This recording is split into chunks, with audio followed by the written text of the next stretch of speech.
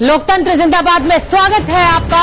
और wing commander अभिनंदन 3 बजे तक दीपक जी पहुंचने वाले, पूरा देश इंतजार कर रहा है। भोपाल से भी हमने लोगों से बात करी और अहमदाबाद से भी, और तमाम गेस्ट भी स्टूडियो में हमारे साथ मौजूद है।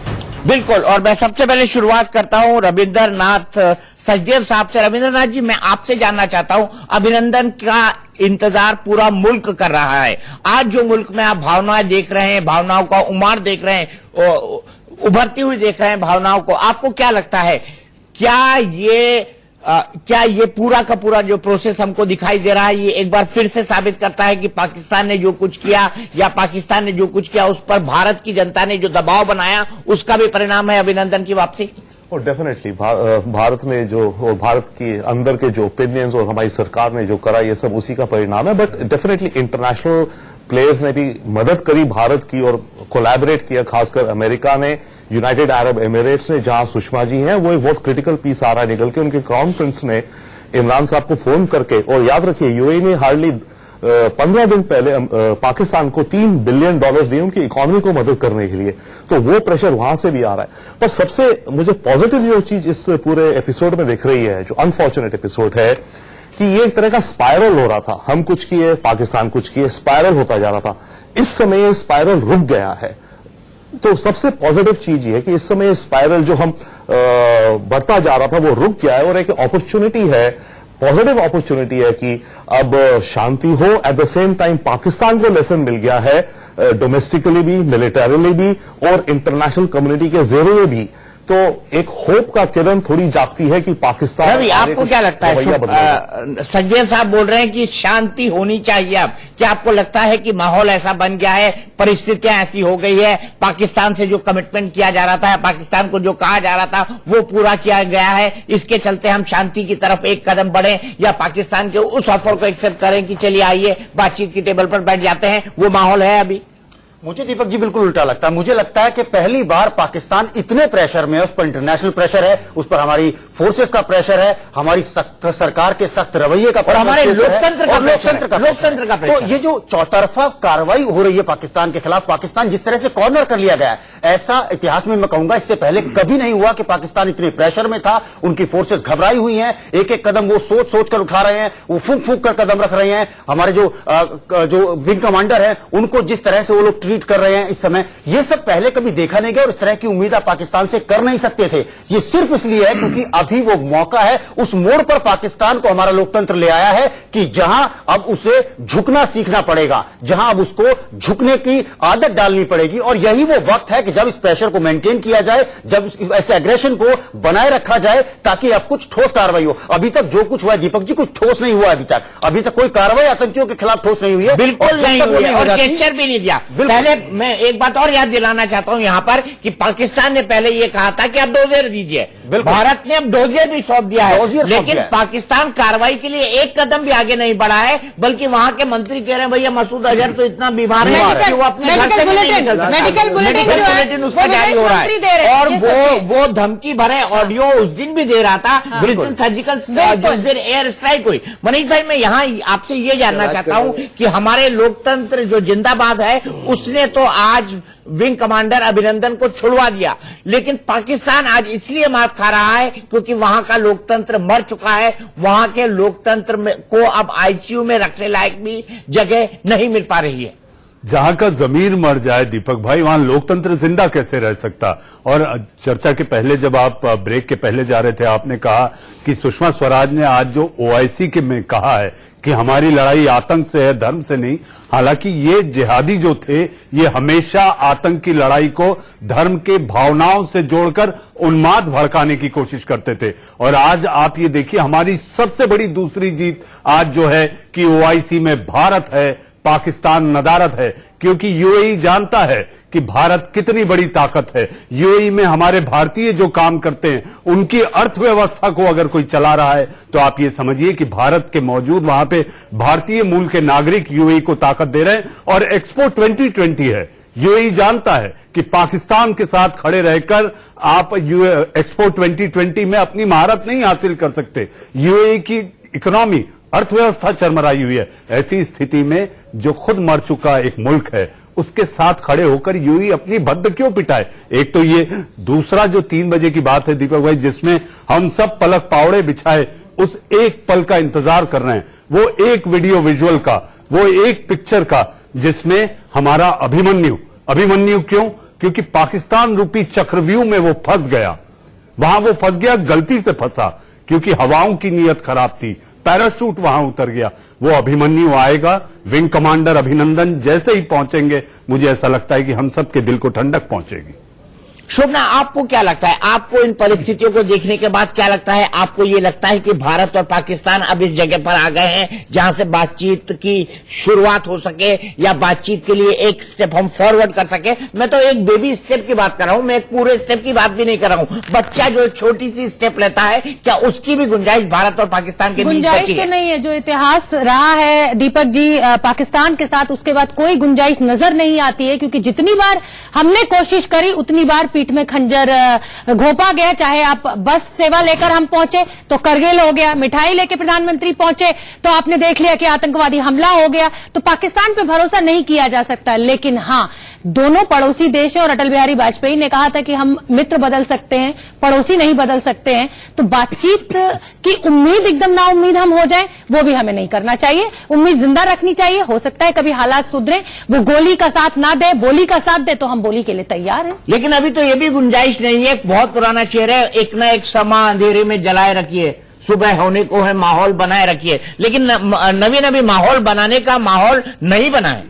दीपक भाई, पहली बात है कि विश्व का सबसे बड़ा लोकतंत्र है, और सबसे बड़े लोकतंत्र की, विश्व की सबसे बड़े लोकतंत्र की जो लोकतांत्रिक सरकार है, उसकी जो डिप्लोमेसी, विदेश नीति आज वो सबके सामने है। पूरा विश्व एक धागे में पिरो करके रखा है। और जहां तक आतंकवाद की बात है, पाकिस्तान आतंक की जननी है, सब जानते हैं। और हमको पाक ऑक्यूपाइड जम्मू कश्मीर चाहिए, और वो जम्मू कश्मीर चाहिए, सब जानते हैं। और उसके लिए अब पहले भी कहा, आज भी कहते हैं, विंग कमांडर को तो लौटाना ही था। वो इसीलिए लौटाना था कि केवल जिनेवा समझौता नहीं, दूसरा ये कि भारत की सेना इतनी सशक्त है कि एक विंग कमांडर के लिए पूरा पाकिस्तान ध्वस्त कर सकती है। तो इसलिए उनको लौटाना था, वो लौटाएंगे ही, सकुशल उनको आना है। लेकिन आतंक के अड्डे बंद होने चाहिए, नहीं होंगे तो दोबारा होगा। विंग कमांडर अभिनंदन दोबारा भी एयर स्ट्राइक करने के लिए तैयार है, और धरती पे भारत के आने के बाद इसलिए तैयार है, 125 करोड़ लोगों ने एक मजबूत सरकार को चुना है। 125 करोड़ लोगों के पास जहां सेना का जज्बा है, सेना का शौर्य है, वहीं इस सरकार का, मैं बार बार कहता हूं मोदी है तो मुमकिन है, वो इसलिए कहता हूं, उसका बड़ा रीजन है क्योंकि देश की जनता जानती है, बीजेपी और सरकार का ऐड कहता है, सभी कहते हैं, 125 करोड़, आपकी बात मान ली मैंने दीपक भाई, 125 करोड़ देश के लोग कहते हैं, बिल्कुल नहीं कहते, मैं नहीं कहती। उन 125 करोड़ में आप मुझे गिनते कि नहीं गिनते? मैं कहती हूँ कि सेना है तो मुमकिन है। इन्होंने 5 करोड़ छोड़ दिए, इन्होंने 5 करोड़ को इसलिए 5 करोड़ का कंसेशन। हाँ, तो मैंने 5 करोड़ रुपए का कंसेशन तो कोई बात होगी नवीन भाई। दीपक भाई, जहां तक आप कहते हैं पैसा तुम हाथ का मैल, उसको अगर कोई नहीं चाहता, इस देश की जनता, तो ये कुछ मैल हमारे तरफ भी ट्रांसफर किया जाए। देश की जनता चाहती है भारत का स्वाभिमान बचाना। इस देश की जनता चाहती है कि पाकिस्तान जैसे नापाक पाक को नवीन जी बहुत छोटा सा, नवीन जी बहुत छोटी सी बात, आपको अपने को जितना प्रमोट करना है कीजिए। सुन लीजिए नवीन जी, सुन लीजिए, आपको अपने को जितना प्रमोट करना है कीजिए, लेकिन प्लीज इस अटैक के ऊपर, इस जो हमने जिस तरीके से आतंकवादियों को खात्मा किया, उसका राजनीतिक फायदा उठाने की कोशिश मत कीजिए। सेना पहले भी थी, सेना और बाकी पिछली सरकारों को आप ये मत कहिए कि वो एकदम यूजलेस थी। और न सेना का शौर्य कभी कम हो सकता है, लेकिन उसके लिए एक मजबूत नीति वाली, मजबूत सरकार, जो क्रेडिट लेना है लीजिए, लेकिन पिछली सरकारों पर उंगली नहीं उठाएं। पॉलिटिकल विल पावर देने का काम 125 करोड़ लोगों की मदद से नरेंद्र भाई मोदी ने किया है। आप क्रेडिट ले रहे हैं तो आपके अकाउंट से डेबिट भी हो सकता है, ध्यान रखिएगा नवीन जी, क्योंकि लोकतंत्र के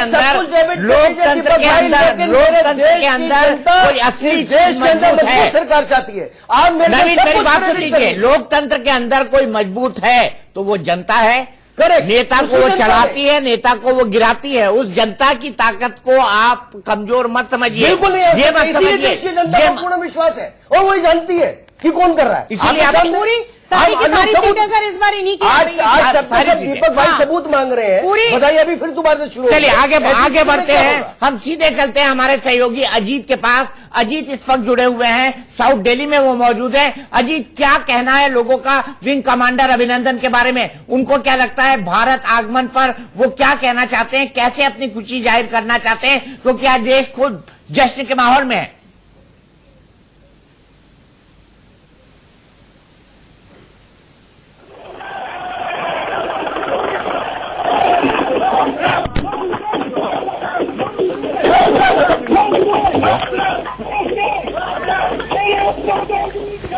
मुझे मिलता है।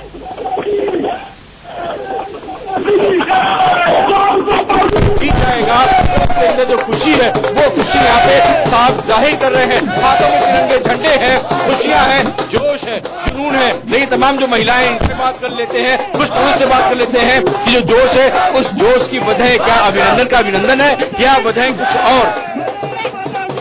अभिनंदन की वजह क्या अभिनंदन की खुशियां हैं? बिल्कुल बहुत ज्यादा खुशी है, जैसा कि आप देख ही सक रहे हैं। बिल्कुल बहुत खुशी आंखों के बराबर है। चलिए आंखों बराबर, क्या लग रहा है खुशियां हैं? बहुत ज्यादा खुशी है। ऐसा लगता है कि बहुत बड़ी जीत आज भारत ने हासिल कर ली है। हमें तो ये लग रहा है साक्षात राम वापस हिंदुस्तान आ रहे हैं। और जो मुझे इस बात की खुशी है कि पूरा देश आज एक साथ इकट्ठा होकर उनको वेलकम कर रहा है। चलिए पूरा देश कर रहा है, क्या लग रहा है सर? आप भी जश्न में डूबे हुए हैं, पूरा खुशी है, खुशी का भारत का सपूत दुश्मन के दांत खट्टे करके आ रहा है, इस बात की खुशी है।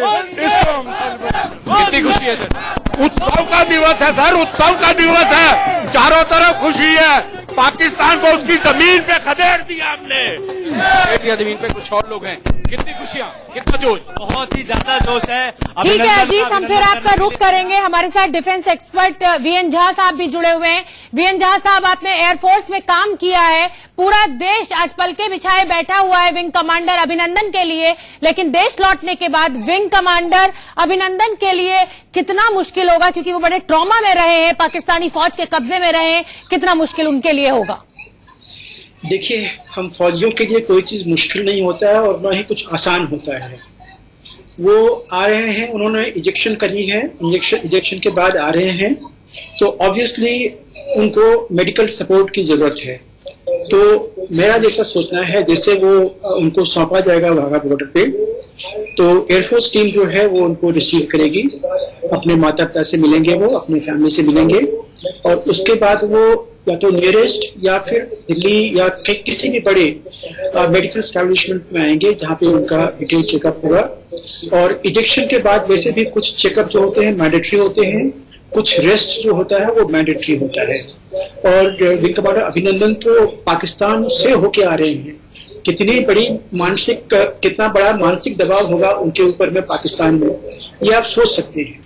बिल्कुल ठीक है दीपक जी, मनोदशा बहुत मुश्किल इस समय हालात। वाकई एक ऐसे एक एनिमी टेरिटरी में उतरना, एक ऐसे देश में उतरना जिसके साथ आपकी एनिमोसिटी है, जिसके साथ आपके संबंध सामान्य नहीं है, ऐसे हालात में, और जिसकी बर्बरता पूरे दुनिया के अंदर फेमस है, कितना बर्बर है पाकिस्तान। इसी के चलते जब वो F-16 का पीछा कर रहे थे, और कल रवि मुझे बता रहे थे कि पार्शियल ऑफ सेकेंड्स में जो LOC के क्रॉस कैसे चले गए, तो जब उन्होंने कुछ भी किया होगा तो पार्शियल ऑफ सेकेंड्स के अंदर उन्होंने LOC को क्रॉस कर दिया होगा। रवि ऐसा ही कुछ बता रहे थे आप? जी, जो विमान की गति होती है और उसमें जब वो हिट करता है तो कुछ सेकंड्स का सिर्फ टाइम होता है आपके पास में फैसला लेने के लिए कि इजेक्शन करें कि नहीं करें। और उस समय में हवाओं के रुख का भी बहुत महत्वपूर्ण भूमिका हो जाती है कि हवाएं किस तरफ की चल रही हैं। यही हुआ था अभिनंदन के साथ भी कि हवाएं उनको पाकिस्तान के हिस्से में ले गई। होरा गांव था जो कि भिम्बर सेक्टर में पाकिस्तान के पड़ता है और करीब 7 किलोमीटर सरहद से वो दूर है, जहां पर वो उनका पैराशूट लैंड किया था। और जब उन्होंने आसपास कुछ लोग इकट्ठा हो गए तो उनसे पूछा कि मैं कहां हूं, तो उनको बताया गया पाकिस्तान के नागरिकों द्वारा कि आप इंडिया में, गुमराह करने की कोशिश की गई। लेकिन कुछ पाकिस्तानियों ने जब नारे लगाए पाकिस्तान जिंदाबाद के, तब इनको एहसास हुआ कि वो गलत टेरिटरी में पहुंच गए हैं। इसके बाद ये वापस भागते हैं और इस दौरान जो है उनको कैप्चर कर लिया जाता है। लेकिन इस बीच में एक महत्वपूर्ण घटना जो घटी वो ये थी कि ये लोगों से बचने के लिए एक तालाब में कूद गए। इनके पास एक सर्विस रिवॉल्वर था अपना, उससे हवाई फायर कर रहे थे लोगों पर। इन्होंने सूझबूझ का परिचय दिया, लोगों पर वहां की गोली नहीं चलाई, हवाई फायर किया उनको अपने से दूर रखने के लिए। और तालाब में जब ये कूदे तो इन्होंने अपने पास जो दस्तावेज थे, जो डॉक्यूमेंट्स थे, जो नक्शे थे इनके पास अहम, उनको इन्होंने पानी में भिगाकर चबाकर खा लिया। वो नक्शे उन्होंने दुश्मन के हाथ नहीं लगने दिए। तो इनकी जो 3 बातों के लिए जो अभिनंदन को हमेशा देश याद रखेगा, पहली तो ये थी कि इन्होंने F-16 को मार गिराया MiG-21 से, जो कि दोनों विमानों के बीच में बहुत ज्यादा अंतर है। दूसरा, इन्होंने देश के दस्तावेज बचाए, नक्शे बचाए। और तीसरा, जब इनसे पूछताछ हो रही थी, मेजर लेवल का एक अधिकारी जब इनसे पूछताछ कर रहा था कि आप कहां के रहने वाले हैं, आपने कहां से उड़ान भरी थी और किस विमान में आप थे, तो इन्होंने कहा कि माफ कीजिएगा, मैं ये सब आपको जानकारी नहीं दे सकता हूं, और हां, आपको मलबा मेरे प्लेन का मिल गया होगा तो आप वो चीजें जान सकते हैं कि मैं किस प्लेन में था, लेकिन मैं आपको कुछ नहीं बताऊंगा। इन 3 चीजों के लिए मुझे लगता है अभिनंदन को कभी देश नहीं भूलेगा और फोर्सेस के लिए भी, फोर्सेस के लोगों के लिए भी वो मिसाल के तौर पर याद रखे जाएंगे। मिसाल के तौर पर वाकई अभिनंदन याद रखे जाएंगे, लेकिन अभिनंदन के वापस लौटने की पूरी कवरेज, पल पल की कवरेज आप मेरे साथ देख सकते हैं, शोभना के साथ देख सकते हैं, रवि के साथ देख सकते हैं, और साथ ही साथ हमारा एक बहुत बड़ा पैनल यहां पर मौजूद होगा। लेकिन फिलहाल लेंगे एक छोटा सा ब्रेक।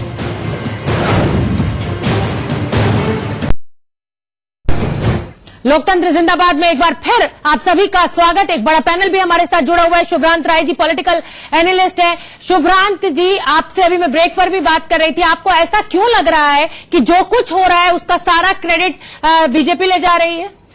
नहीं शोभना, मुझे फौज की बहादुरी को आप ये क्यों कह रहे हैं कि बीजेपी सारा क्रेडिट ले जा रही है? नहीं शोभना, मुझे ऐसा नहीं लग रहा है कि सारा क्रेडिट बीजेपी ले जा रही है। इनफैक्ट मुझे ऐसा लग रहा है कि सारा क्रेडिट लेने की मार्केटिंग बीजेपी द्वारा की जा रही है, क्योंकि जो कुछ भी हुआ और जो कुछ भी किया गया उसका इंटायर क्रेडिट फोर्स को जाता है, नंबर 1। नंबर 2, जो भी घटनाएं पास्ट में घटी, जिसकी चर्चा 48 घंटे पहले तक थी, उन तमाम सारे गरीब मां के बच्चों की जो बातें हो रही थी वो रातों रात रीशिफ्ट कर दी गई। ऐसा नहीं है। और ये मॉडर्न टेक्नोलॉजी, जो जिस समय की खबर है आप उसी की बात करेंगे ना। जिस समय एयर स्ट्राइक हो रहा है उस समय आप पुलवामा हमले के आतंकवादियों की बात नहीं करेंगे ना। वर्तमान की खबर से जो आज घट रहा है, जो पीछे 10 दिन घटा जिसका कोई रिजल्ट नहीं है, नंबर 2, अगर आप इग्नोर कर रहे हैं, अगर आप उसे इग्नोर कर रहे हैं तो आपको ये कभी नहीं भूलना चाहिए। आप ही लोग कर रहे हैं इग्नोर। नहीं, जल्दी खत्म कीजिए, मेरे पास समय नहीं है, मुझे खत्म करना है। 10 सेकंड में बात पूरी कीजिए। नवीन जी ऐसा नहीं, इग्नोर हम नहीं कर रहे। मेरा ये कहना है सवाल उठा रहे हैं, देश की सेना के शौर्य के पूरी साथ कीजिए। शुभ्रांत जी अपनी बात, नवीन जी पूरी नवीन जी ऐसा है कि देश की सुरक्षा की जिम्मेदारी अगर सेना को दी गई है और सेना उस मामले में हमसे ज्यादा कैपेबल है और पूरा नेशन अपने सेना पे गर्व कर रहा है। लोकतंत्र जिंदाबाद में लोकतंत्र कुछ ज्यादा ही जिंदाबाद हो गया है। लोग आपस में लड़ने लगे हैं। हमें खत्म करना होगा ये शो यहीं पर। आप देखते रहिए इंडिया न्यूज। खबरों का सिलसिला लगातार जारी है। रोज हम लेकर आते हैं 1 से 2 लोकतंत्र जिंदाबाद।